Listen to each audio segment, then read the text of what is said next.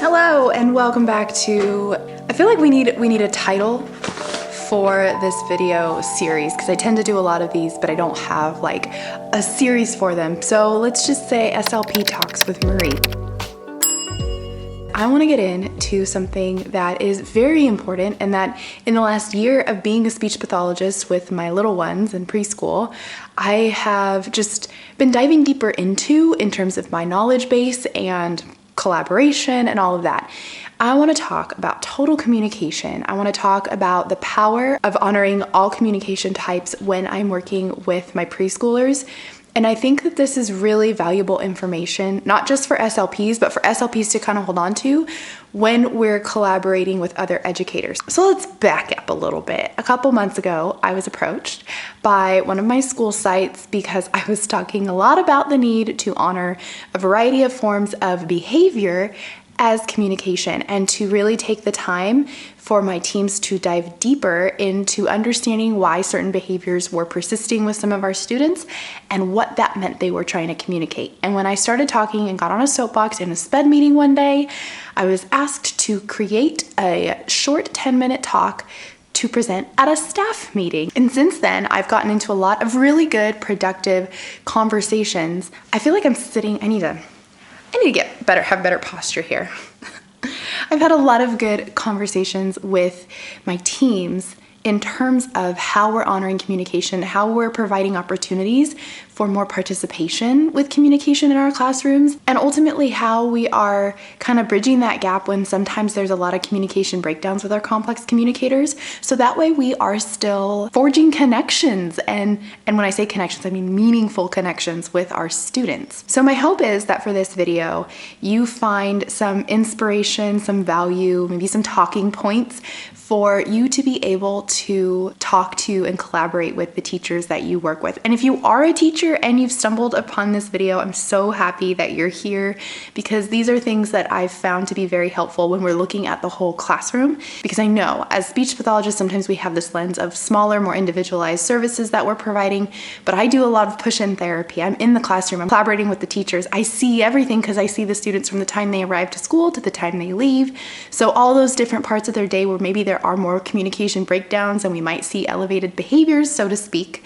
I see it, I'm in it, and my students are my best teachers. Let's get into it. I have my notes. I don't want to forget anything. So first of all, I want to talk about what total communication is. Like when I say, or I come across a goal that says student will use total communication, or using a total communication approach, we will provide aided language modeling, blah, blah, blah, blah, blah, blah, blah. Well, what does that mean? So first we want to look at nonverbal communication. We know even for typical communicators that nonverbal communication is a large part of how we're communicating. We're using gestures, I'm literally doing it right now, whole body movements, eye gaze, facial expressions, sign language.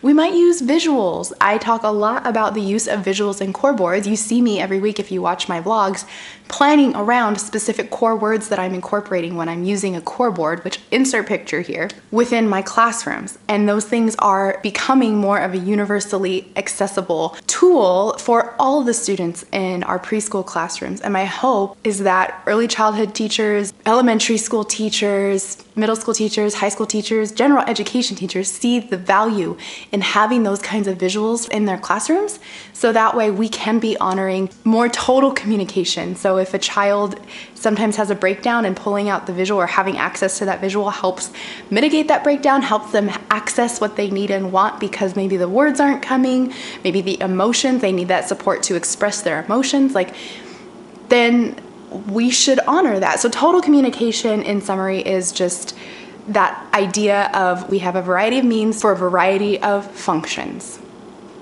Okay, cool.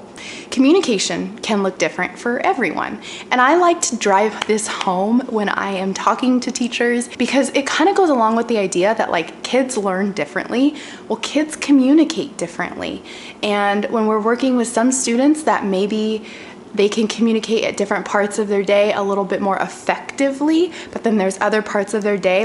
I have students where in the mornings when they come in, we see a lot more ease of their communication, however they're using it, right? With gestures, with sign, whatever. By the end of the day, they're tired. I'm tired. And so the communication breakdowns might be more frequent. And honoring that and just kind of having that understanding is so helpful because it allows you to take a step back, to give them grace, and to give yourself grace too. So kind of going back to that nonverbal communication portion of total communication, because we know part of it could be verbal words, word approximations. When we're looking at nonverbal communication and sometimes when we're looking at behaviors, I remember learning in grad school that there are times when you need to tease out what a true behavior is or when it's like a communicative act. And as I've grown as a speech pathologist and as my students have taught me more, I really have a hard time justifying the need to sit and tease out what is a behavior and what is communication. Now, I do work with the littles. I have the preschoolers. So like 9 times out of 10, all behaviors are communication. And I know that there are some specialists that would argue that all behaviors 100% of the time are a form of communication. And honestly, I can see that. Like sometimes, yes, the behavior is maybe attention seeking, but what is that communicating? Literally, I just said it. It means that that child might want attention. So we just want to be open-minded when it comes to those behaviors. I believe that the need to really sit and tease out what is a behavior and what is communication is not really worth my time. It's more worthwhile for me to look at that behavior and just kind of look at the situation and say, what is this child trying to communicate?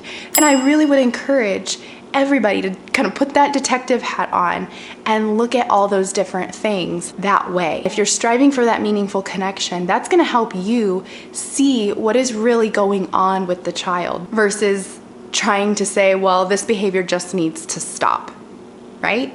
Because that's not fair to that child that's trying to communicate something. Another thing that I talked about when I was talking with my teachers is the importance of regulation.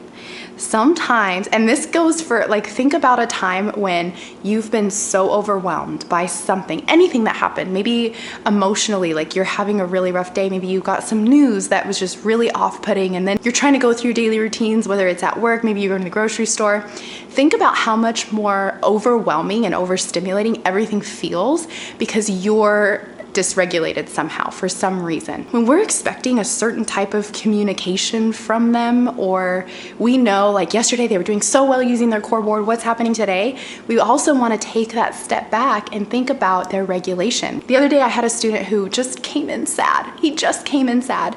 The day before we'd had a really awesome day. He was requesting more bubbles. He was looking at my core boards, and then the very next day he wanted nothing to do with any of my supports that he was used to, that we used on a routine basis.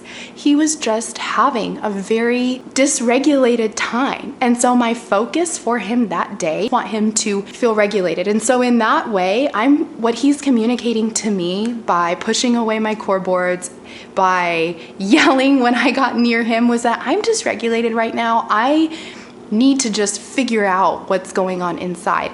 And when we allow our students, or when we try to support them in that area of being regulated, whether it's sensory, emotionally, again, number one, we are focusing on that connection with them. Not every day is going to look the same. Progress is not linear. So if one day we're getting all the data, the next day we just need to sit and love on these kids, like we should be doing that throughout. But you know what I mean? Like maybe that's all we do. And that's okay. Because my goal for all of my students, 1 is to feel that connection. 2 is to be intrinsically motivated to communicate. I'm not going to pull out a token board and say, every time you say, I want, while you use your core board, you get a token. What is that? What are we doing? Like that to me is against everything that I want to build with this child's love for communicating and interacting and connecting. So thinking about that regulation piece when we're looking at this a little bit more holistically and we are honoring all forms of communication is so, so vital, and it's helpful in terms of that relationship-driven communication. Speaking of relationship-driven communication, that is a huge goal.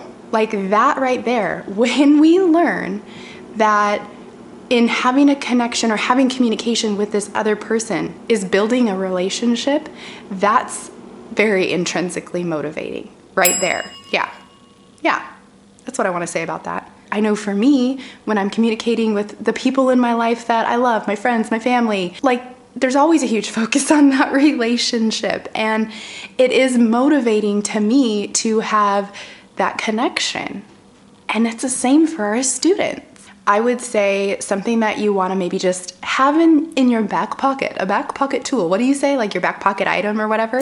Have the question ready. What function does this behavior serve? Just ask. Because if you take the time to even just ask that much, you're going to start kind of, it's like you're putting your detective hat on, and it's like this puzzle where you're like, this happened. They came in a little bit upset. And you like start to like go through and figure out, oh, they probably needed deep pressure. Like, that's just an example, but you see what I'm saying? Like there's just so much you can do by just taking the step back and asking that question versus taking the behavior personally versus saying they should not be doing that. Just take the time, take the 2 minutes to sit and think about that.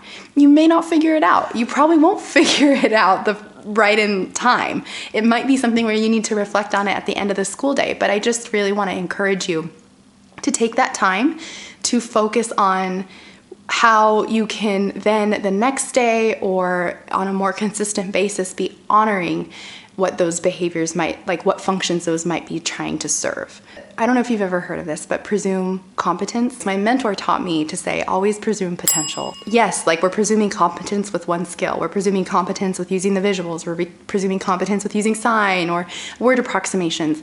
But also we want to be presuming that potential to then, go further than where maybe our student is or even where their current goals lie, because they're growing, they're developing. Changes are always happening. So in every circumstance, we do want to make sure that we are presuming a child's potential and that we're honoring that.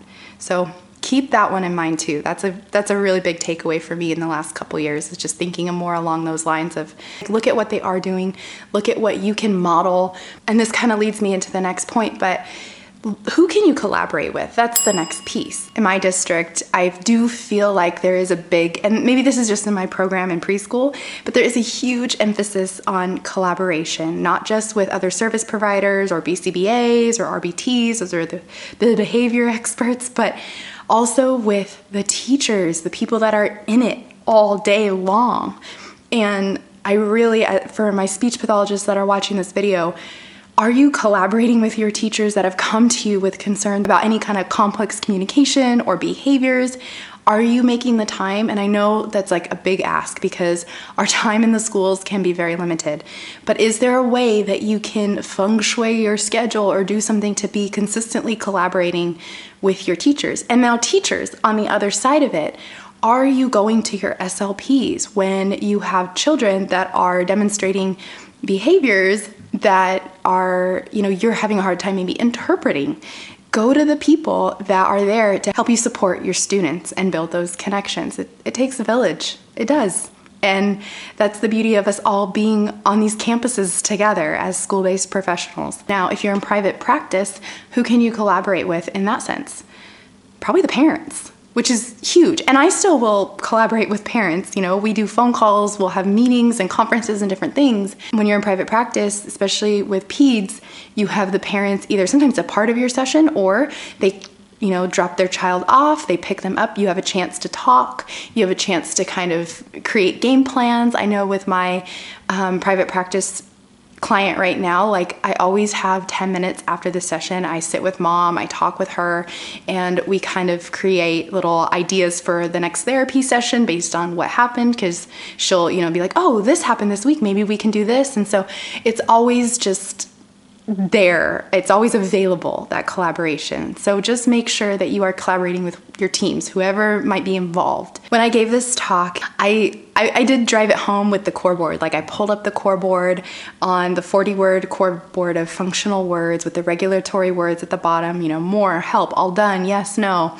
And I showed it to the teachers and we talked about it and I offered a PDF, and then the SLP afterwards followed up in a staff email just saying hey, if you need support with that, come find me. And I'm obviously there too to help model or help integrate those things into the classrooms. Obviously here, I'm not presenting just based on that core board, but that is such a huge way to provide another form of input and modeling of just total communication for our students. One of my good friends, and she's a colleague of mine in my district, she said something in a meeting recently, and I just have not stopped thinking about it.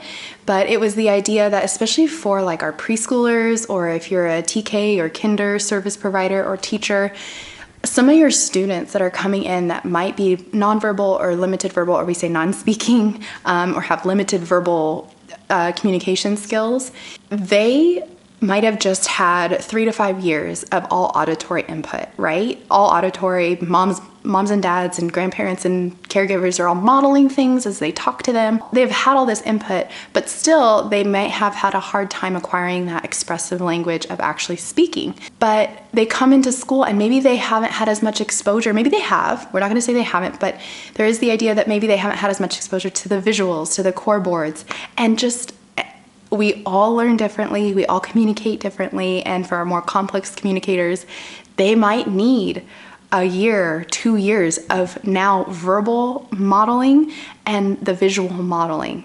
And that might be like that extra piece that helps them pick up that language. Usually that's what we see, especially in the world of AAC. That's why we're always saying like, there's no prerequisites and you've got to start with modeling as soon as you can and all that stuff, because we want to give those children those opportunities to have that other form of input. And when she said that, she was like, you know, just think like, that's why we got to get in there with these visuals and the core boards. And I was like, yeah, that makes sense. Presume potential. Ask yourself, what function is this behavior trying to serve? And just always remember too, with your students, like when you're working with them, the little wins for us, like when we see, oh my gosh, they imitated my point to more. Those are big wins for our students. Those are huge moments. So just keep that in mind too. You know, especially as SLPs, like we go from session to session to session and we see all these little wins here. And of course we celebrate them and we love them. But like for that individual child, that little 2-minute moment where they were doing that thing, oh, it's huge, huge. So just think about that. It's magical. Thank you so much for watching. I hope this was helpful and valuable and provided some insight onto total communication. If you have any questions about anything I talked about, would like me to elaborate further, just pop it in the comments. I would love to have a conversation about it. So that's all I got. I'm excited to see you in the next video, and have a good day. Yeah, have a good day.